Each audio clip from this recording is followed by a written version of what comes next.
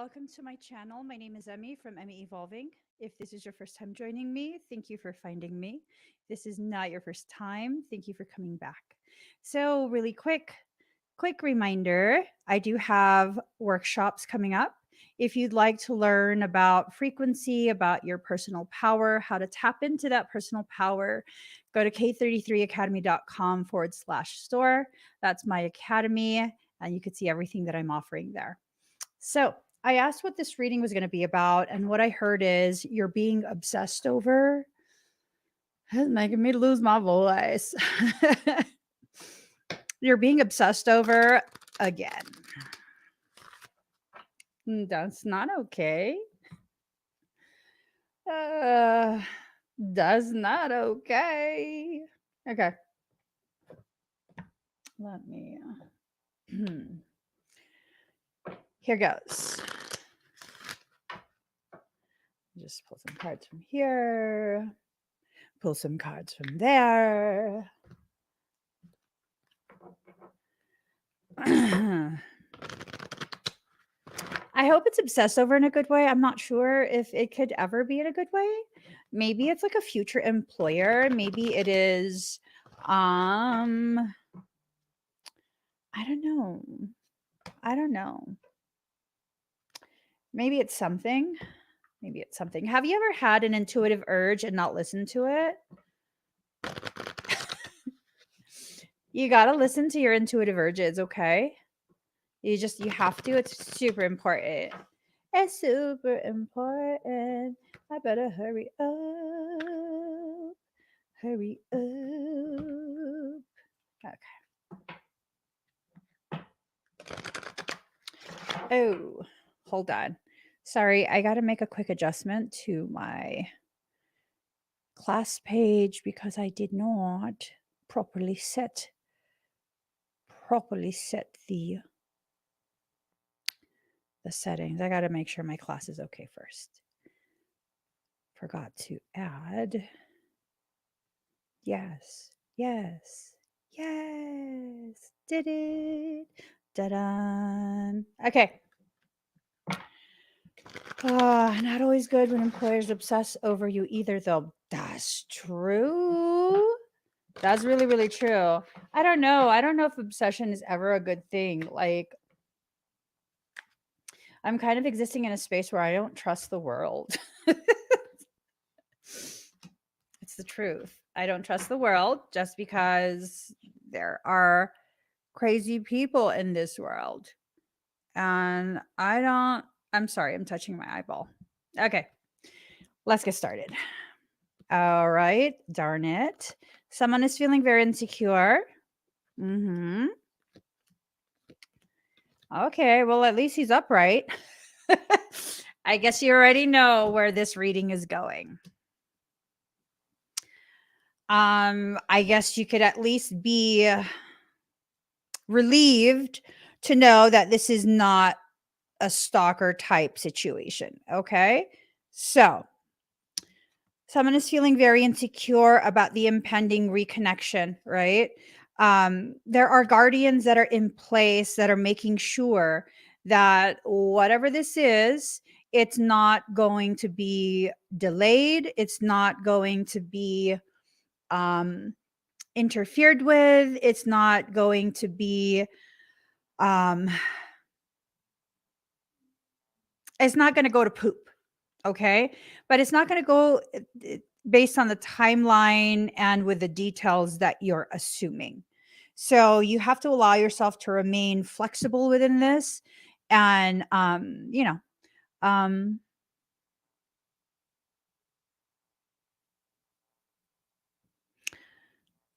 anyways, there is a manifestation that's being pushed into the template. Whatever this manifestation is, it doesn't require you to change or be someone else. There's no rebirth that's needed. It's almost like this is the process that's going to help you to realize that you are more than enough just as you are. Okay. Because many empaths, we don't realize that we are enough. We think that we have to be something else, be more, be less, play a character. And you really don't. You don't. The people who need you to tone yourself down or to be more than what you're comfortable being, they are not good enough for you. Do you notice how I said that with no hesitation? And I'm not joking either. They are not in proper alignment with where you need to be within yourself. And those people you need to not be afraid of walking away from or having walk away from you. Those people are not worth your while. They're not.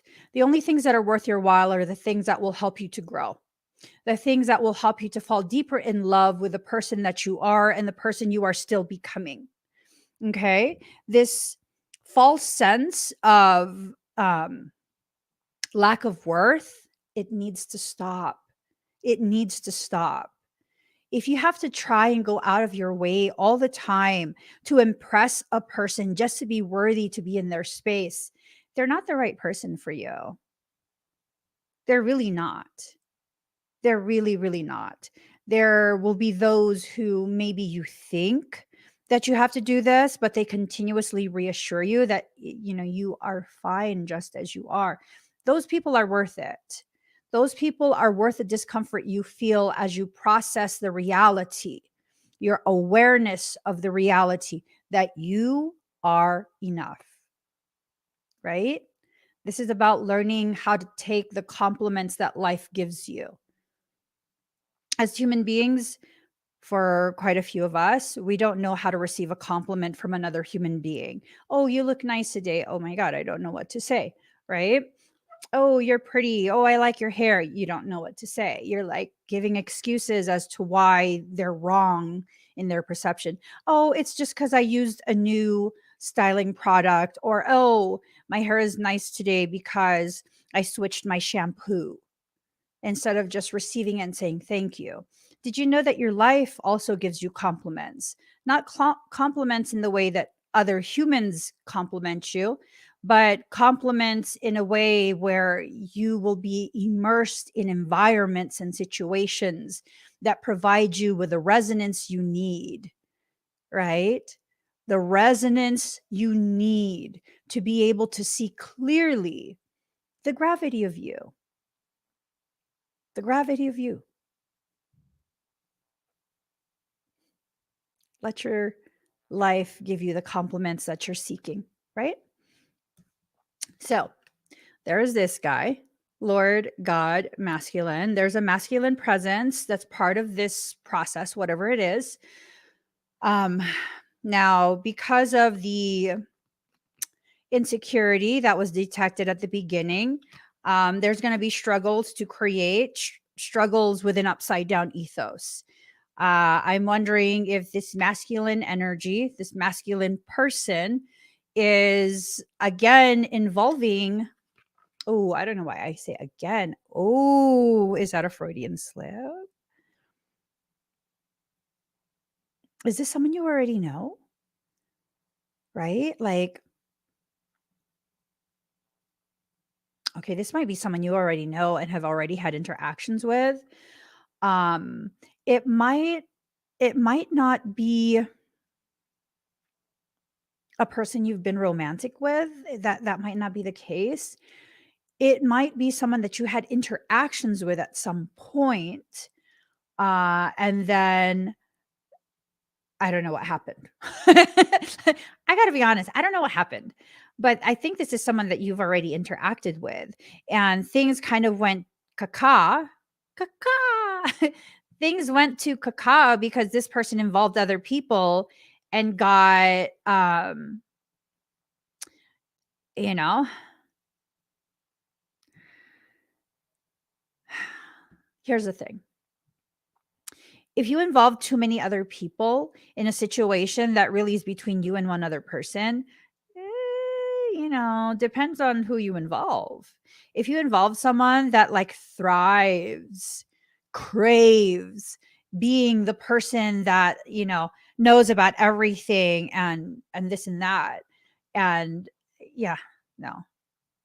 There are some situations, especially bitch. Ooh, okay. know why I just said bitch. Okay, maybe you're dealing with a bitch. If you're dealing with someone who really likes to try and take control of situations and be the know-it-all and just, you know, like they think they know everything, honey, there are people that are smarter than you. Here's the thing. Um I think that one was a Freudian slip. Someone came to mind. This is reminding me of a situation, and I just, you know what? This is not my reading. This is not my reading, so sorry. But if there's a person who has become too accustomed to having too much say in your life, and they're accustomed to having a say in the things that are, run of the mill, human type things, this is something completely different. This is something completely different. Ask them about where to buy meat. Ask them about the best type of meditations, suggestions for new restaurants. But this is someone who has no idea of the gravity of the spiritual connection that's being pushed forward. Okay. This is someone who probably wants to have an idea, someone who is probably fascinated by the concept of spirituality, but also someone who is so. Mhm. Boo boo. Just because you read a few books on energy work does not mean you understand the gravity and complexity of the simplicity of Palladorian contractures. Contractures, not contracts, contractures, where things become so pulled in and densified that those outside of that internal space of Palladorian connectedness, they will not understand the gravity of what it is that's being put into the manifestation template. Oh, that was intentional. Contractures. You won't get the full range of motion if you develop a contracture with one of your tendons. You will not. It will be stuck. It will be very, very painful and oftentimes require surgical procedure to release that tendon in order to regain full range of motion. It's like a scarification that's occurring to ensure the proper development of whatever this Palladorian circumstance is for you. This does not have anything to do with any type of stalker, toxic person. This has a potentiality to become a toxic situation, but it's not starting off with a toxic individual who wants to dominate you. It's just not. It's not. Okay. So let's see.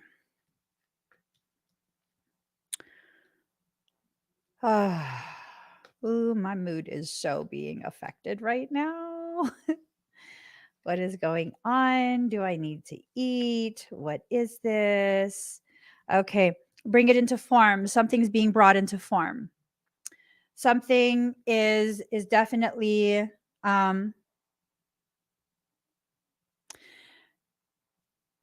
ooh, resonance. Resonance. Ooh, ooh, ooh. Ooh, I snorted.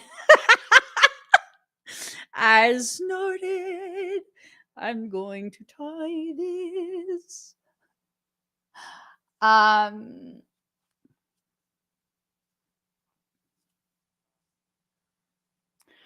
ooh. Ooh. Okay, something just massively shifted. I think something that is not connected to the beginning portion of this reading. I think something shifted within that, and it's going to tie into this beginning stack. Um, Here's the bottom line. If it comes to the topic of twin flames, twin rays, this is what I've learned. If more people are going to be involved than just the two, the pair, no. That includes being in a relationship already. One of you is already in a relationship. That includes people meddling. One of you allowing other people to meddle. Other people's opinions and perceptions are being taken into consideration without communicating to, communication between the pair. That's not going to work. That's just not going to work. Okay. It's not going to work. And maybe it's something that needs to be revisited at another date, further down the line, years from now. Who knows? Who knows? But as long as others are involved in a circumstance that's really just between two individuals, no, it's not going to work. Leave it alone. Leave it alone. Right? So if this is something where a third party is going to be consulted with consistently,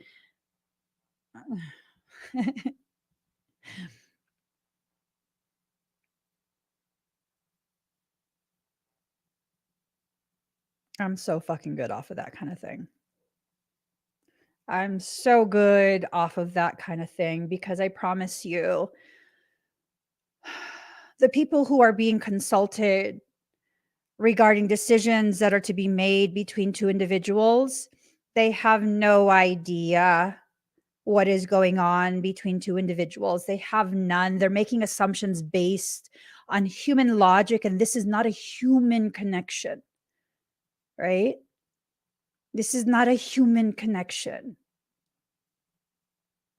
This is not a human emotion governed type of circumstance. It's just not. It's something that people will not understand unless they've actually been with or through the experience of coming into contact with a true counterpart.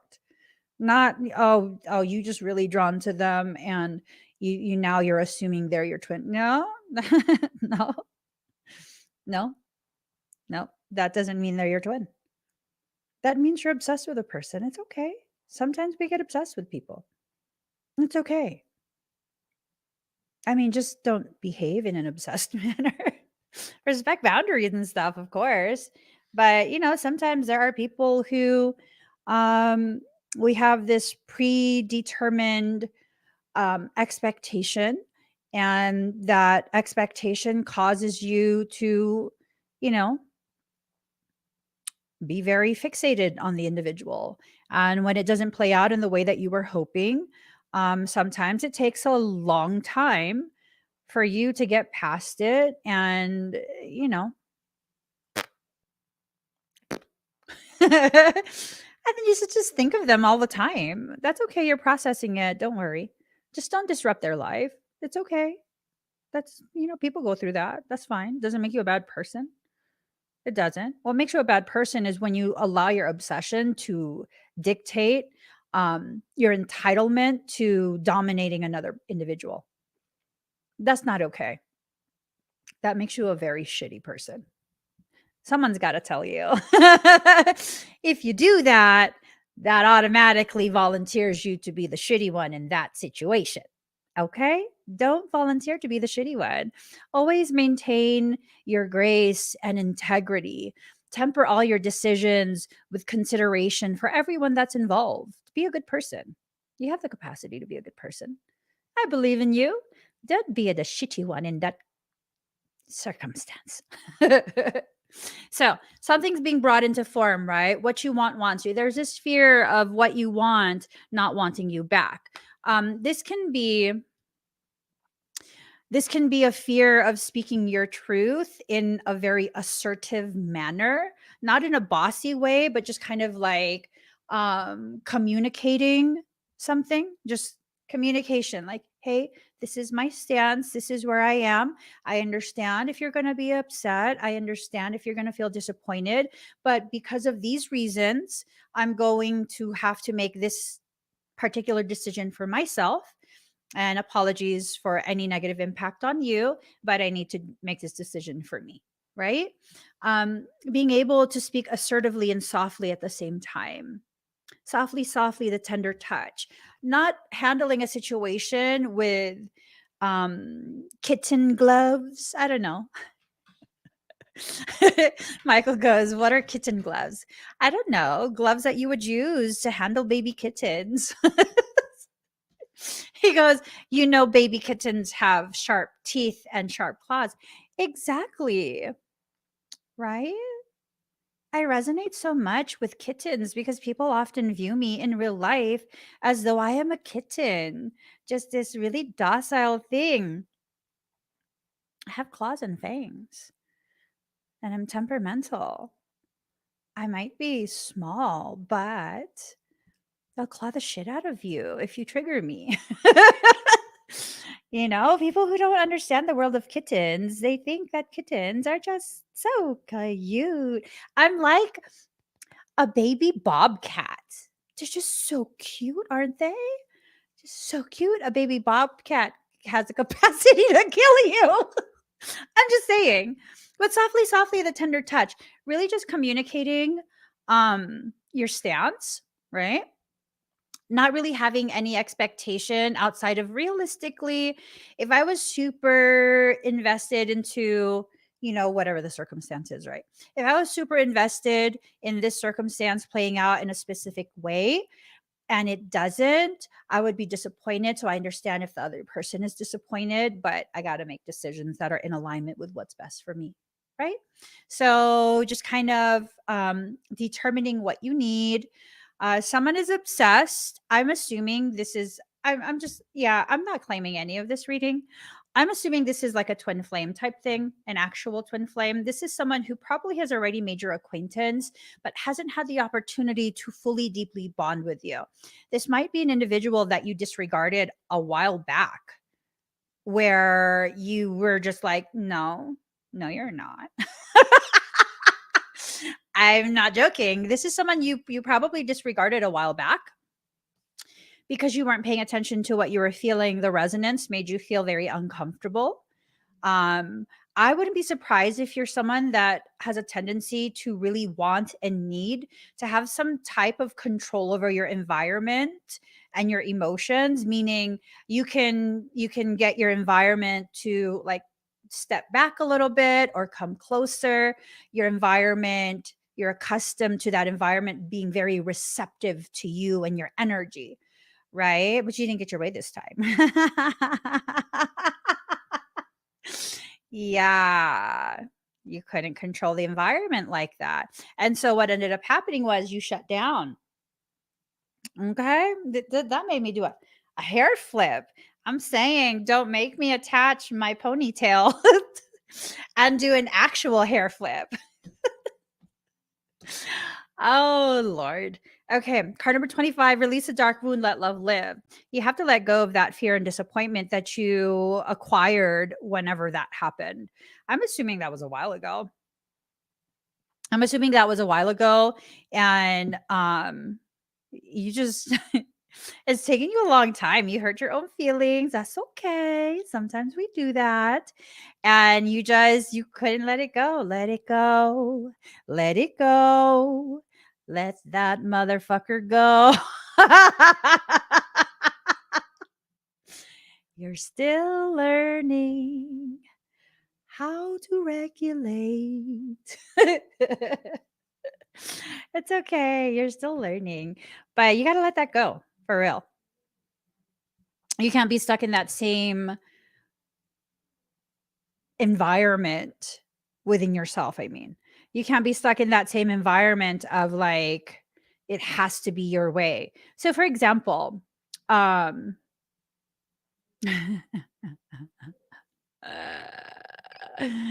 I don't want to use that as an example.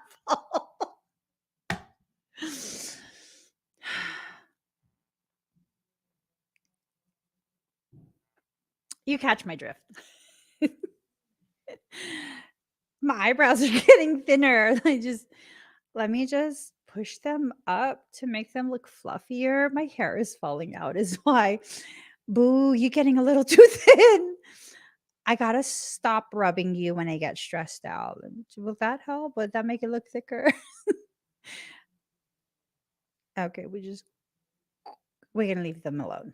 Because I'm like, I'm stressed out. Girl, stop touching your eyebrows. Card number 11, diving for light. This is someone that's really having a hard time. I don't know if it's you or whoever the other person is, having a really hard time being surrounded by shadow. And it's not necessarily an evil thing. It feels like you're surrounded by shadow, meaning things are being obscured. You're intentionally obscuring the very things you need to look at, probably because you're uncomfortable with the subject matter. That's okay too. You got to look at it anyways. So like a while back, one of my kids fell off their bike and it was a really bad fall. And it wasn't just like, oh, scrape knee. It was like full on road rash, like 2nd-degree road rash. One portion was like 3rd-degree road rash. I was like, oh my God. And it was very, very uncomfortable because I knew I couldn't fully control that situation. And I had never experienced that degree of injury for any of my children, and I was scared. I didn't want to look at the injuries, but I had to. I had to. And it was to the degree like they lost their skin from here all the way down. This whole section looked like it had been filleted. How do you even, like, that's not even the side where you fell. How does that happen? So from here all the way down to the base, this whole section was missing skin. And I could sense I'm a medical intuitive, and I could sense that there was debris just ground into it. But he was in so much pain. I was just like, oh my God. I needed to be able to clean it. And for the first day, I cleaned it immediately, but I could see little dark spots that I felt were part of the asphalt. My intuition was telling me this, but my logical brain that didn't want any more pain inflicted upon my child was trying to rationalize, no, that might be a blood clot that formed because of the trauma. Boo, you're not going to form a blood clot within a few minutes. That's just not how it works. And so after the first day, when the pain was still so intense, I, had to tell him, like, that's going to get infected. I have to use high pressure saline. Okay. Which I did. And I had to debride it. And then a huge ass little pebble came out of his little ass finger. And then he felt immediate relief. Right. So it's kind of like that, where the very thing that you are like cringing having to do, the thing that you feel so deeply you need to do, but you don't want to do it because it's like, oh my gosh, the vulnerability, oh my gosh, the potential pain. All the while, the longer you wait to do that, the more the pain continues. You got to make a decision. You're the only one that has the ability um to determine how much this is going to hurt. It's you. You're the one deciding that. So you have to dive for the light. You have to go deep into your truth, and you have to allow yourself to really take a good hard look at the things you don't want to see, the things that you didn't want to look at because it hurt you so much at some point. You have to look deep into it, okay? You're being obsessed over, again, this is someone who has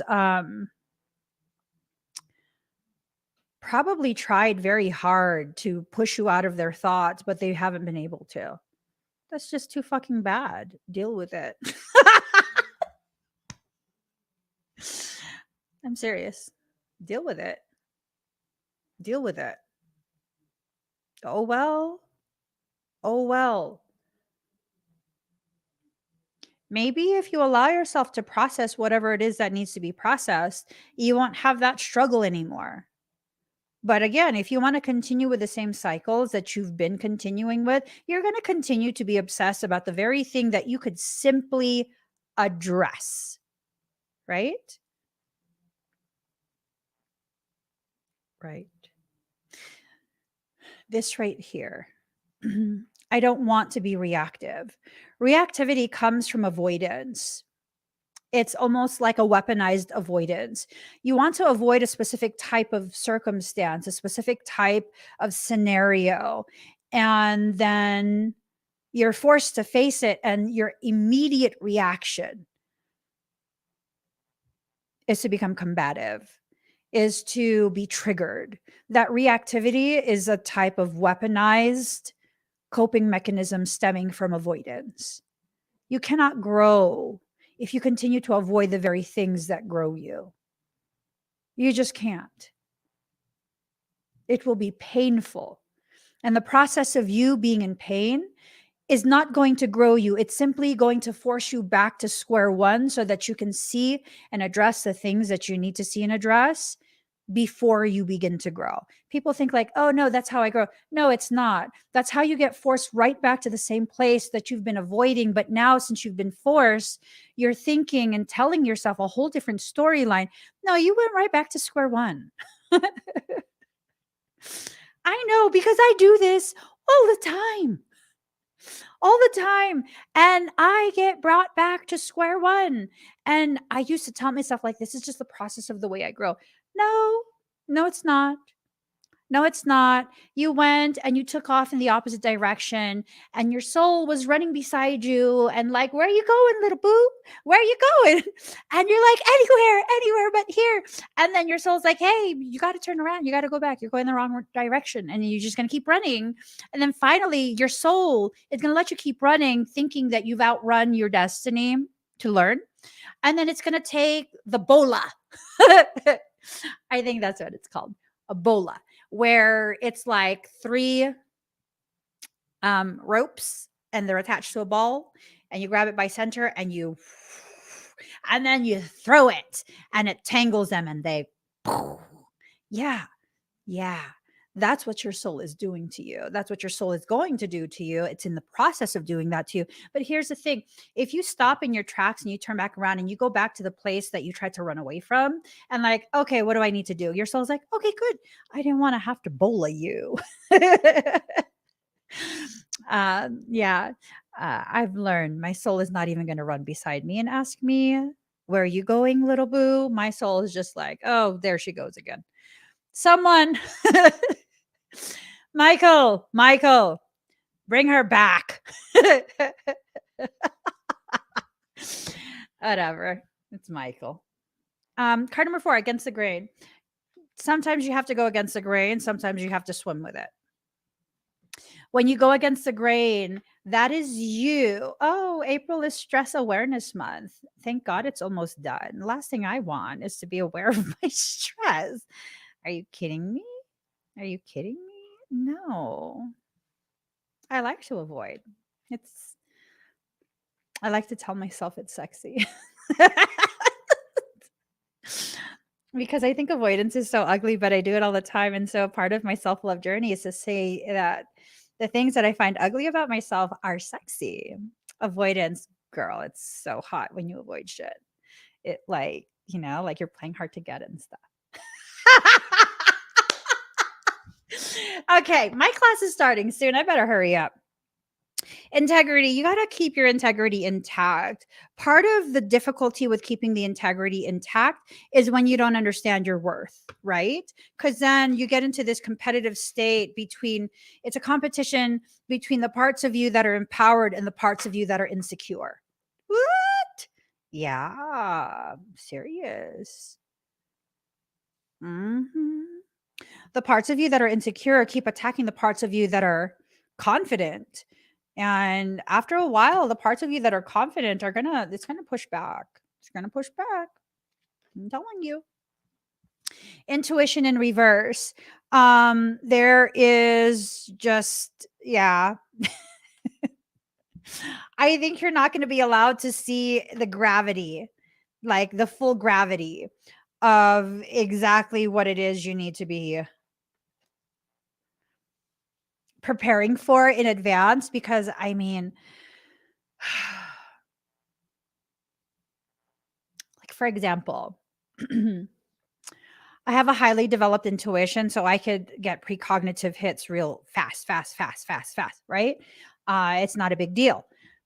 It doesn't make too much sense to me because it's like I'm not given the exact time frame unless, unless someone's life is in danger.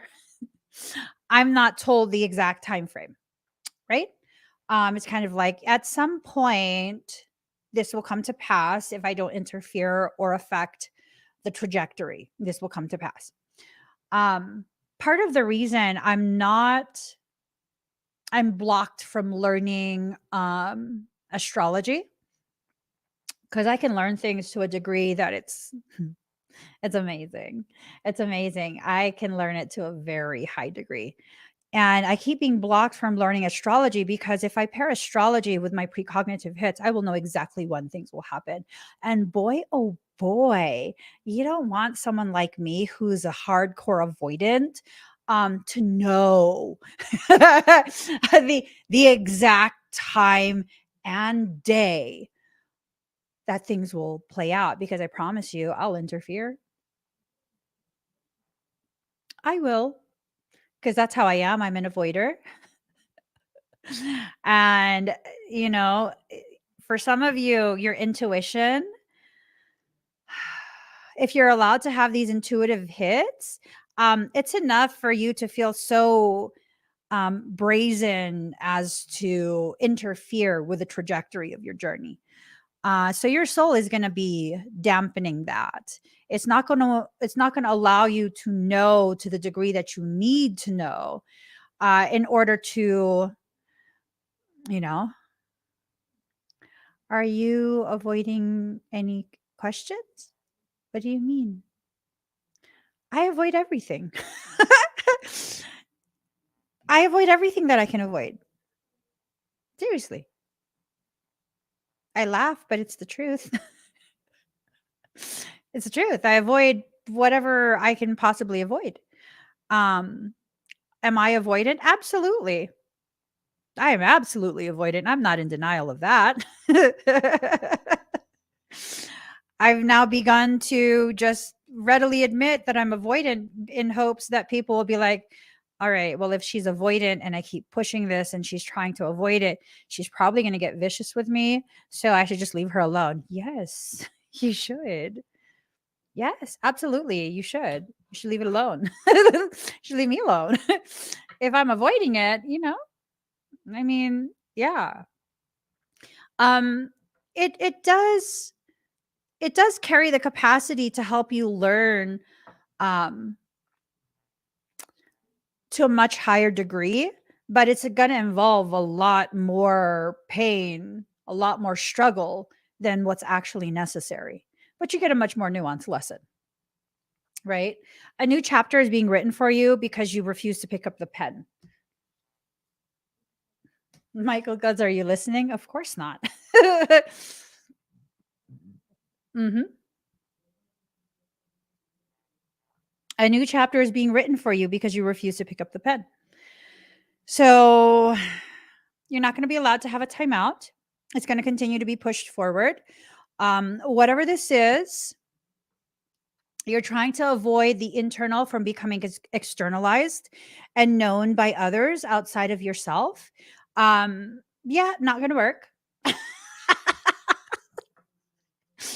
It's not going to work. Valiant effort, though. Valiant effort. I'll give you that. But that's all you're going to get. It's not going to work. When you fight against your soul and the trajectory of your destiny, it's just not going to work. Your soul will allow you to suffer to however much of a degree you need in order to get you to give up, right? It's like when a wild animal is cornered and you're gonna let it like exhaust itself. Fishing, deep sea fishing. So I used to go deep sea fishing as a child, and like deep sea fishing. I hate deep sea. No, it's not that I hate deep sea fishing. It's that yeah, the ocean is a very rough place. It is a very rough place. So we used to go deep sea fishing, and when we would catch the larger fish, you're not going to fight it because it's super strong. Regardless of what type of reel you have, what type of gear you're using, these fish are super strong. So what you're going to do is you're going to keep the tension, and you're at some points you're going to let the tension loose, and you're going to let that fish wear itself out. And when it's finally worn out, which it could take a couple hours sometimes, then you're going to reel it in.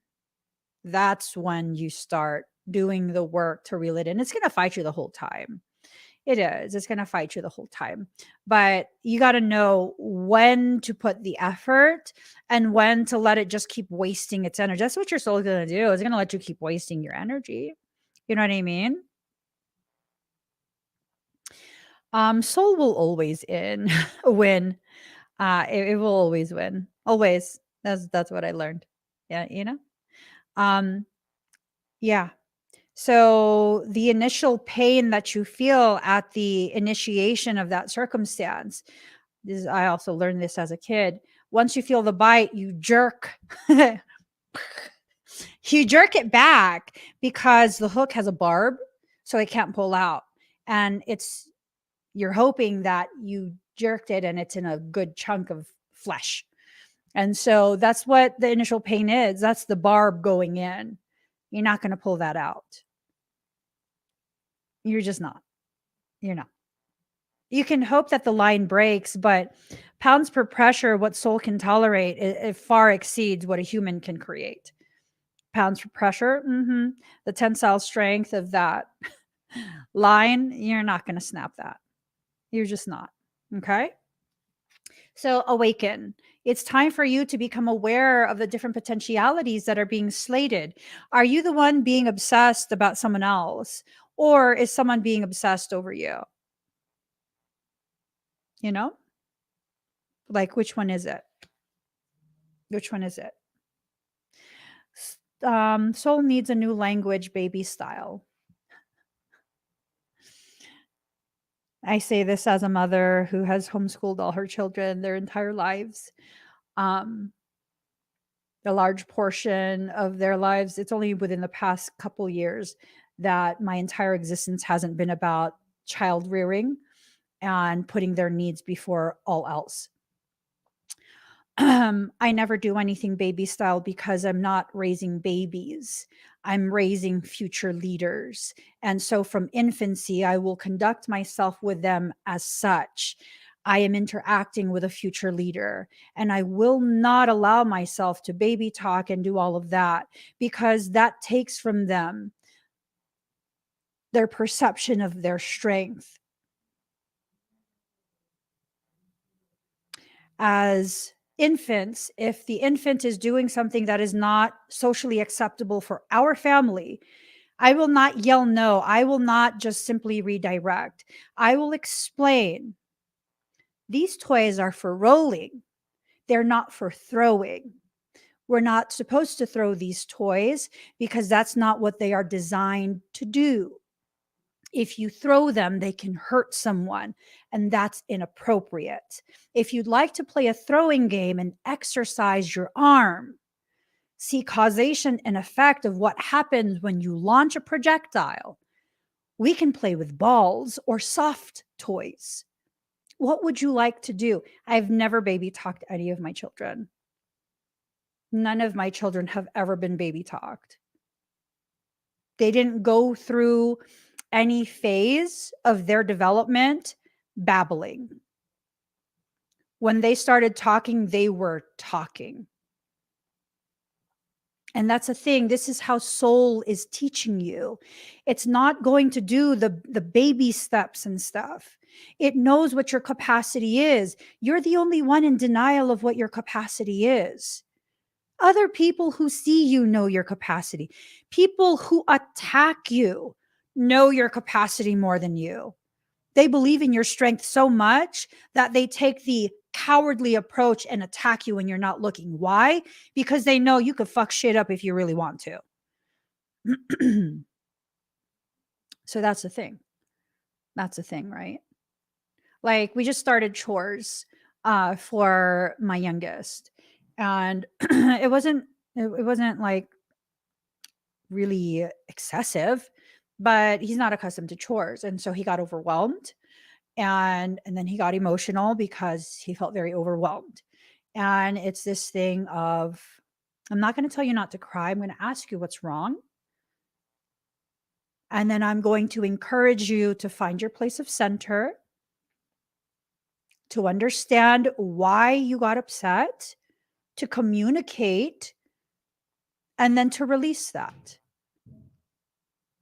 It's not wrong to feel something as a reaction to a very difficult circumstance that you haven't had to deal with before.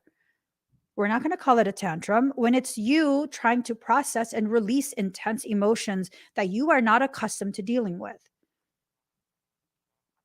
A tantrum is when you're out of control, you know it, and you don't give a fuck. That's a tantrum. But having an overflow of emotion through tears, that's not a tantrum. That's you releasing enough so that you can begin processing. A lot of what society teaches us is very erroneous. It's very, very erroneous. And I didn't need to go to school to understand that. All I had to do was observe other living things. A lot of what we're taught in schools are contradictory to the natural order of things, especially when it comes to mammalian connections, relationship dynamics, familial dynamics. It's very counterproductive.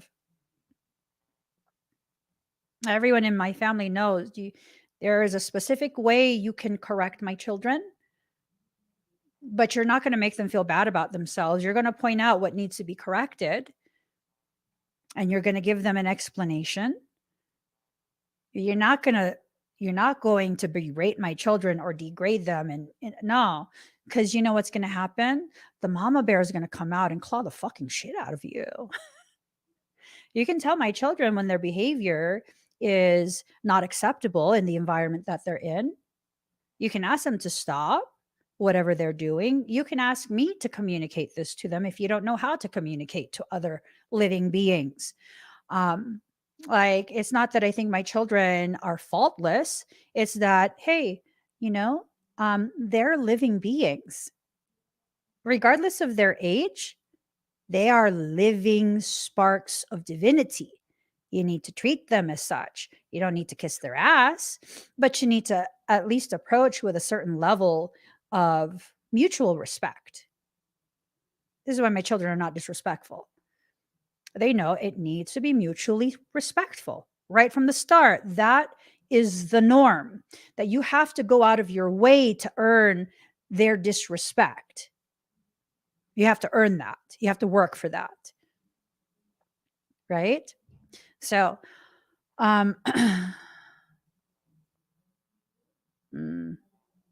this right here. A lot of people go through this. I'm having to deal with family that has done some hurtful things but kept me around because of money. I opted to be homeless for about 3 years because fuck that shit. I absolutely mean it. Fuck that shit. You get to a certain age where it's just no. No. Nope. I would rather be alone in a parking lot than have to continue in the same cycles that make me feel alone in a room full of people. People will tell you, you know what? There's no other option. There's always options, baby boo. There are always options for every single circumstance you could possibly find yourself in.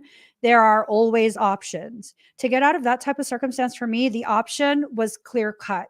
I'm going to have to be homeless for a little bit. Absolutely. I'm gonna have to be stuck in a parking lot for about 5, 6 months.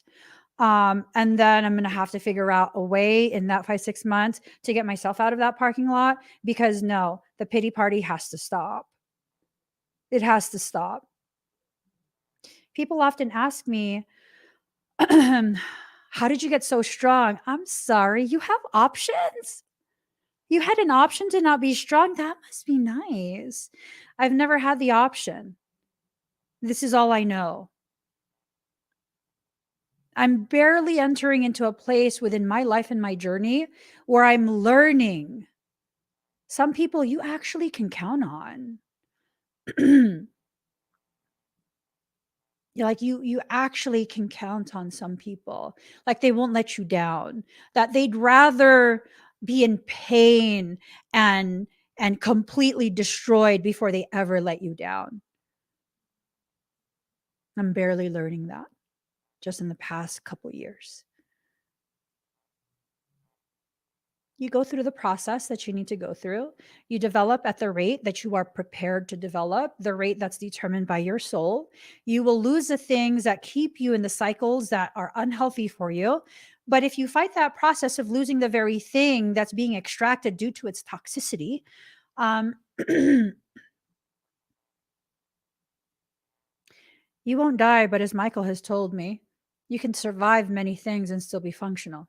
Your soul will let you fall on your ass and shatter your entire pelvis because you can survive that. It's one hell of a recovery. You might be paralyzed. You come very close to dying, but you'll survive that. That's how soul sees things. That's how soul sees things. One time, I don't remember exactly what I was holding. It's before I had children. I was at work and I was holding something. It was super heavy. We're in the stock room, and it was this sense of if I don't put it down, I'm going to wreck my shoulder and arm. And I was like, you wouldn't leave me with just one arm. And Michael says to me, uh, you're still fully functional with one arm. You don't actually need to. I was like, I'll put it down. I'll put it down. Wow. Ooh, Lisa. I was called white trash for years for no other reason other than money, but they knew I would be there every time they needed me. If you're white trash, they're dumpster divers and they can fuck off, right? They can fuck off. See, these are the people who need you more than you need them, right? These are the people who will be so quick to label you as trash, but they actually go through the trash looking for something to consume.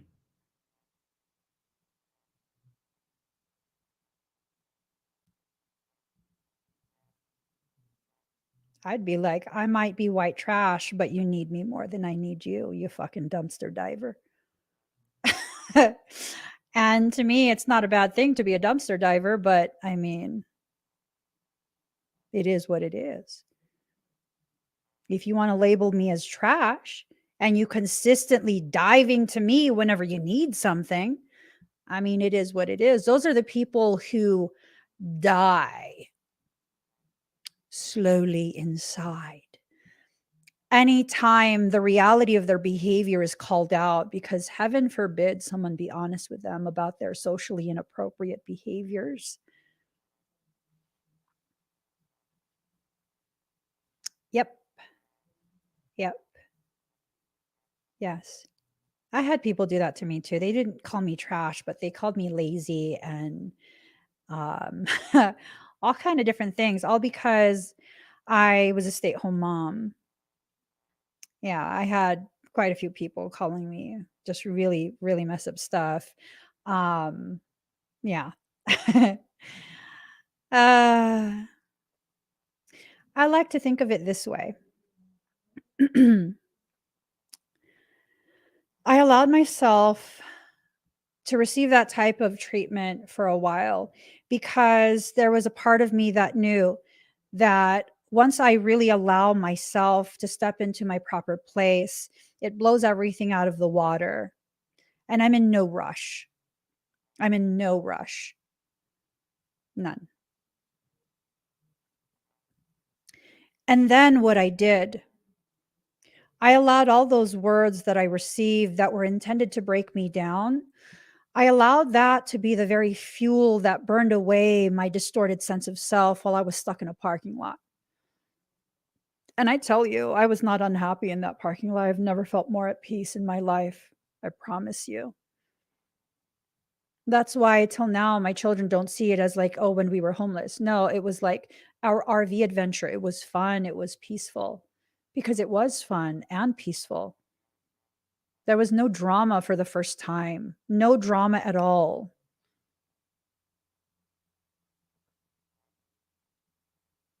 I use those words as a constant reminder of why I will never stop. You will never shut me up. You will never shut me down.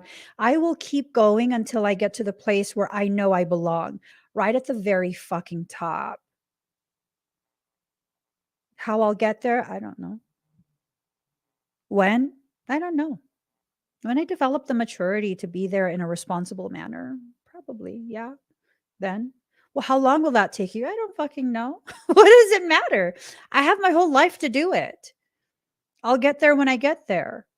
But until I'm there, I'm going to do everything I can in whatever place I am, within myself, outside of myself, because the only thing I could ever be obsessed with is first loving my children and my husband. And secondly, growing myself to the degree that I know in my heart, without a shadow of a doubt, that I'm worthy of the love my children and my husband consistently give me. That's all that matters to me. Other people's opinions, I don't care. And if you want to test how much I don't care, you'll be impressed. I literally don't care. How can you not care? Because I've cared for so long about inconsequential things, and that's what I allowed to destroy me from the inside out. But I also recognize that process of internal destruction was nothing but a process of positive personality disintegration, as described by Dr. Dabrowski. I was letting go of the programs that kept me confined to an existence that was unworthy of me.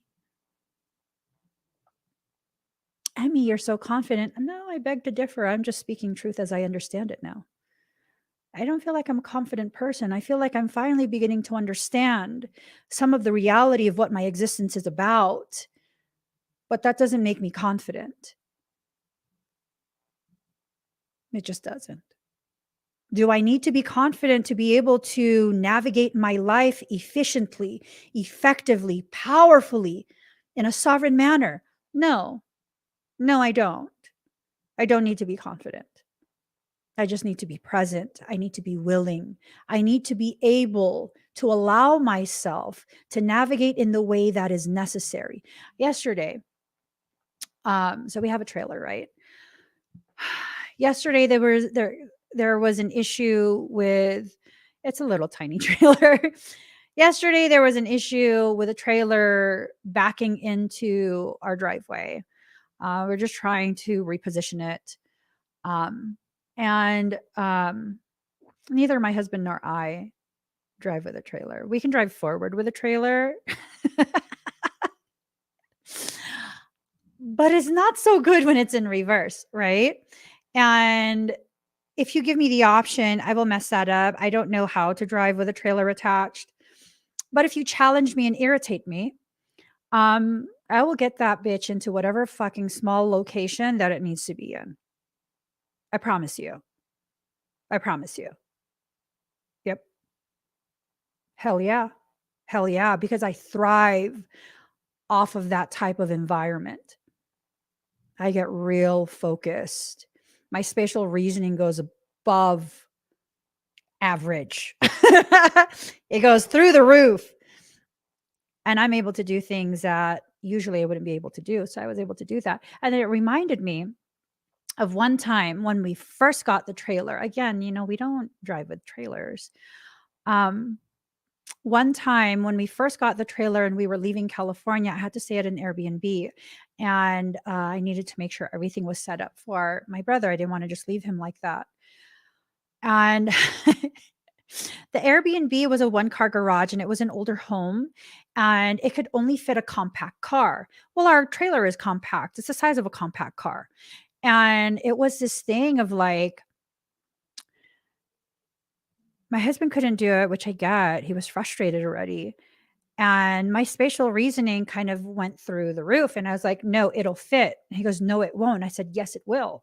It will fit, because we were in the hood. I didn't want to leave it out. I'm from the hood. I know what happens in the hood. If you leave a little trailer like that out, someone's going to take it. And so I was like, it can fit. And what ended up happening, he's like, then you do it. Okay, get the fuck out the car then. Don't talk to me like that. So I was like, just tell me how many inches I have. And he's like, it's not going to fit. I was like, yeah, it is. I fit that bitch in there. Literally like maybe 3 inches on each side and the roof. I got that bitch in.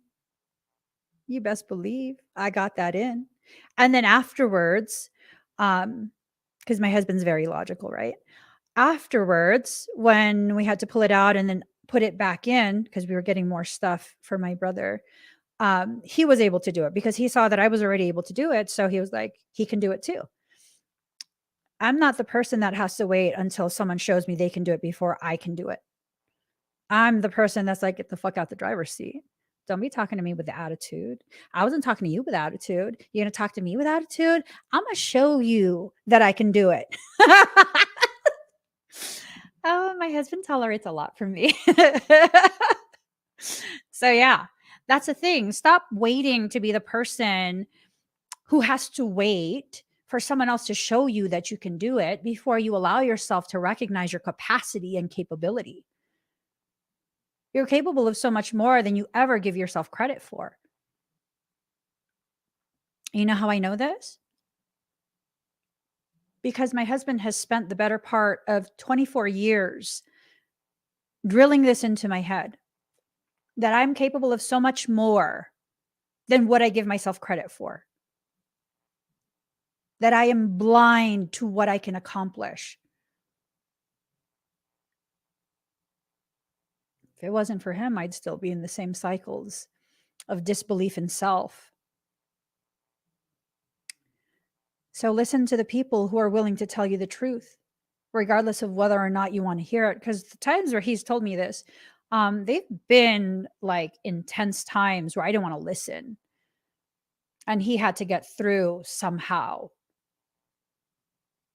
So do what you got to do. I got to start class. Oh my gosh, I'm a minute late. Give this video a thumbs up. If you haven't already subscribed, please do subscribe. Turn on that notification bell. Join me when I'm live, and I'll see you guys again very, very soon. Bye, everyone.